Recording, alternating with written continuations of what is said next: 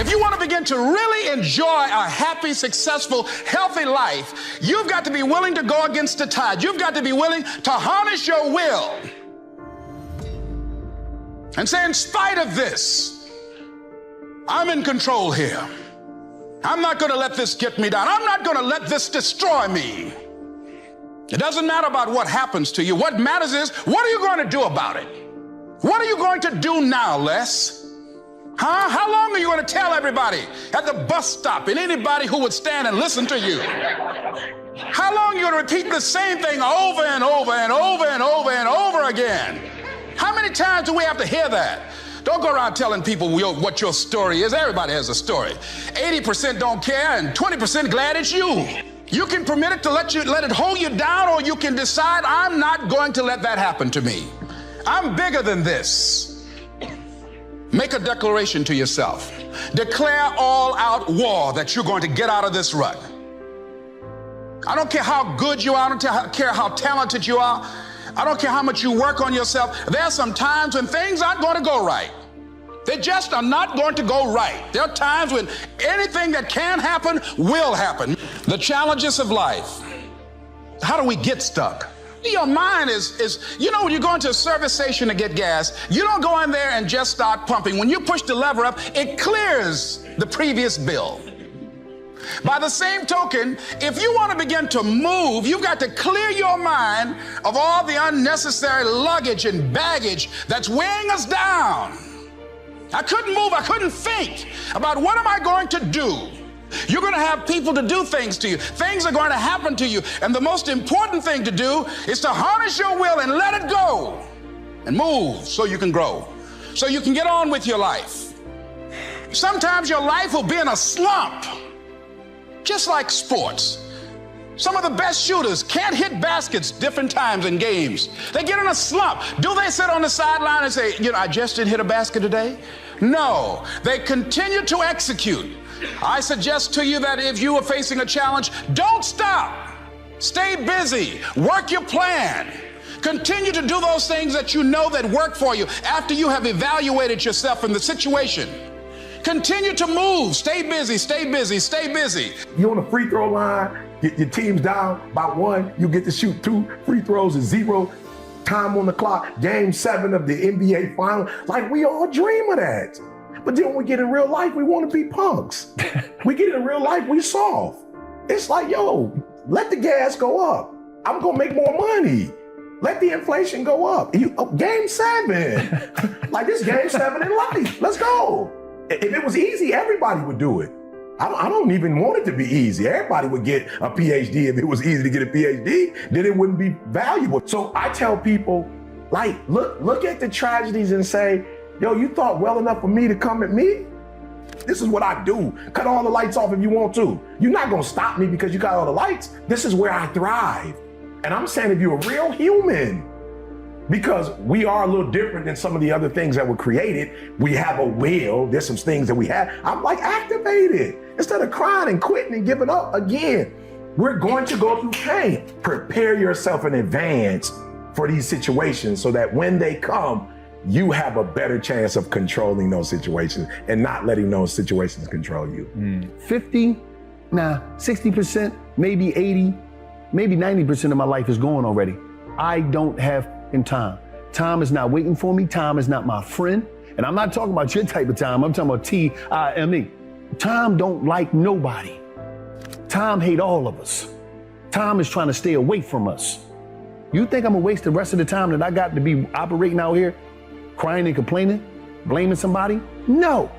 So what I'm complaining about? By the time you have children, by the time you have made a way for your children, by the time you've paid for your home, you're pushing 60 years old.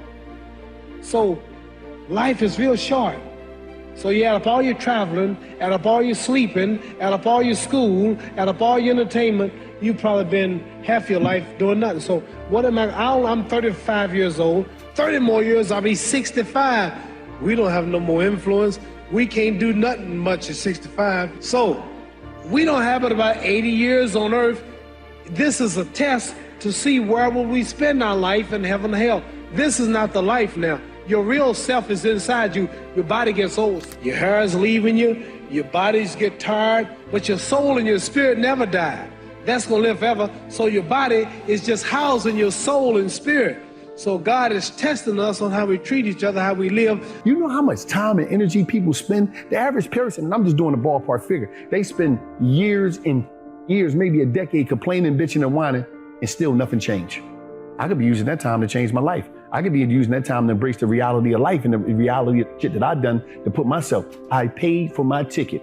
I got on the train. It was many stops that came. I didn't get off at them stops. I went to the final destination of the shit that I was living in. I went through the process of that dumb shit. I grew up. I evolved from that. Now it's time to live. Now it's time to just be out here on a journey through life, experiencing new things, new ideas, exposure. And that's what I realized. A lot of us don't expose ourselves to new things, new ideas. We're not open to different, open to change. Everything that I want to do is for me. That's why it's here. Everything that you want to do, you can do. That's why it's here. It's just about, are you willing to put the work?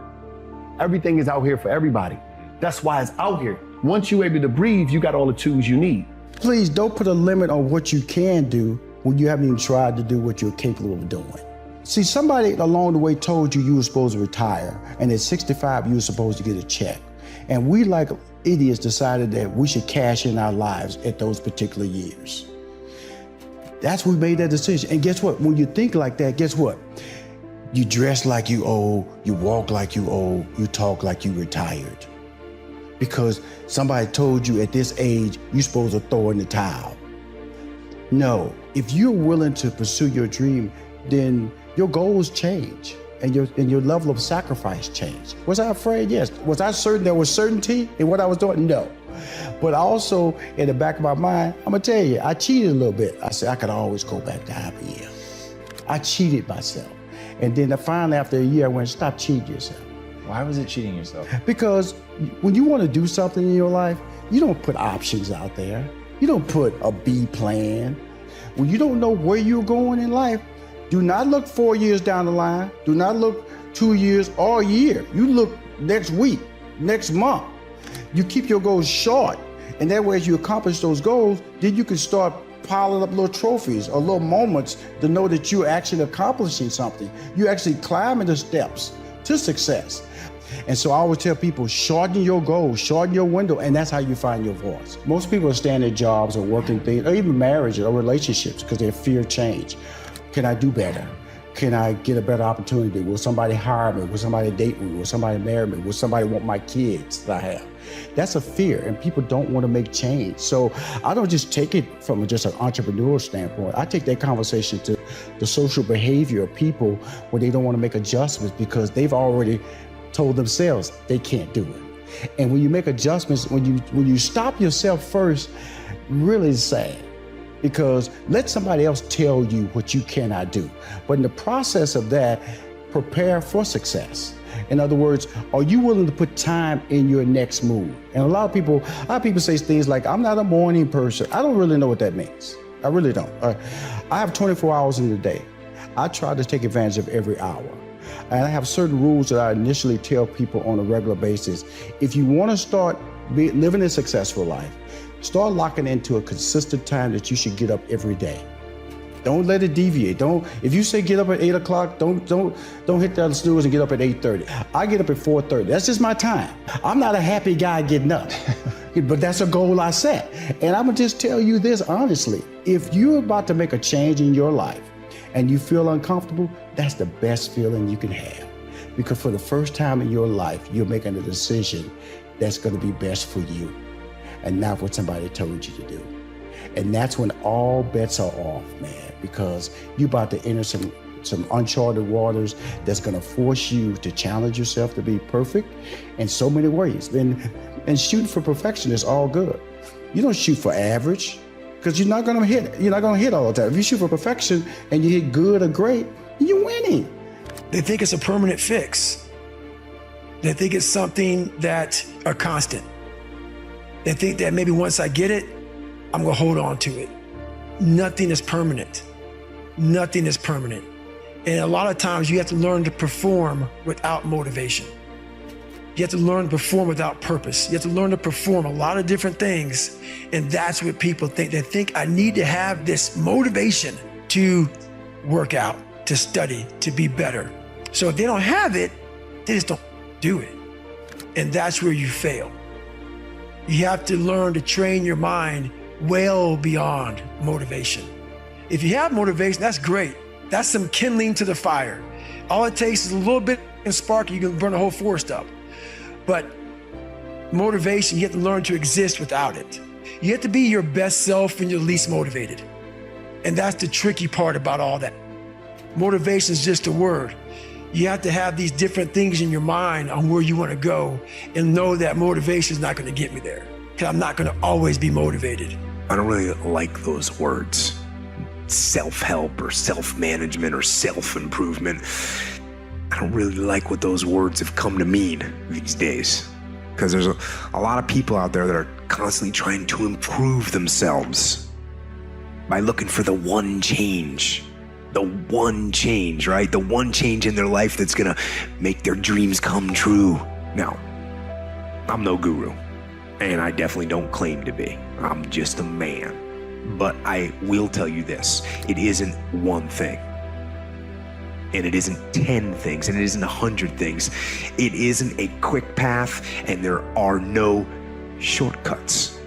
Meditation won't get you there, and neither will a miracle drug or an organic supplement or some superfood. Getting better isn't a hack or a trick or a one change that you need to make. Getting better is a campaign. It's a campaign. It's a daily, a weekly, it's an hourly fight. An incessant fight that doesn't stop against weakness and against temptation and against laziness. It's a campaign of discipline.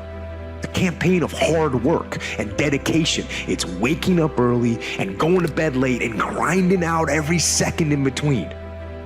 Every single day. So, you want to get better? You want to self-improve? Stop looking for a shortcut and go find your alarm clock. Find your discipline and find your guts and your passion and your drive and find your will. And then you will find your freedom.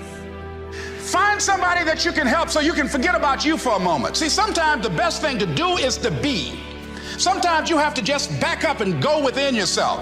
A bow and arrow, you can't take a bow and just push it out an arrow. You just can't push the arrow out. You have to pull it back and then release it. Sometimes you have to back up and go within and pray and meditate and recharge your batteries. Go away, clear your head, and then come back and look at it from a different vantage point. Don't operate while you're under the spell or the effect of what's going on. Next thing is that you've got to activate the thinker in you. Don't allow your emotions to control you. We are emotional, but you want to begin to discipline your emotion. If you don't discipline and contain your emotions, they will use you. Your mind goes on automatic, just like a garden. You know, weeds don't have to have any encouragement to grow. You don't have to water them. They don't have to get sunshine. They don't have to have fertile ground. They will grow through the cracks of a sidewalk. Am I right? But if you want to grow orchids or roses or any kind of exotic flowers, there are special processes and procedures you must go through. Well, by the same token, you don't have to force yourself or motivate yourself to think negatively, to be depressed, to hate somebody, to want revenge, to want to get back at somebody, to beat yourself up over the head, to feel loaded with guilt. You don't have to make any effort to do that. Your mind is on automatic. It will do that by itself. But if you want to begin to move into your own personal greatness, if you want to begin to really enjoy a happy, successful, healthy life, you've got to be willing to go against the tide. You've got to be willing to harness your will and say, in spite of this, I'm in control here.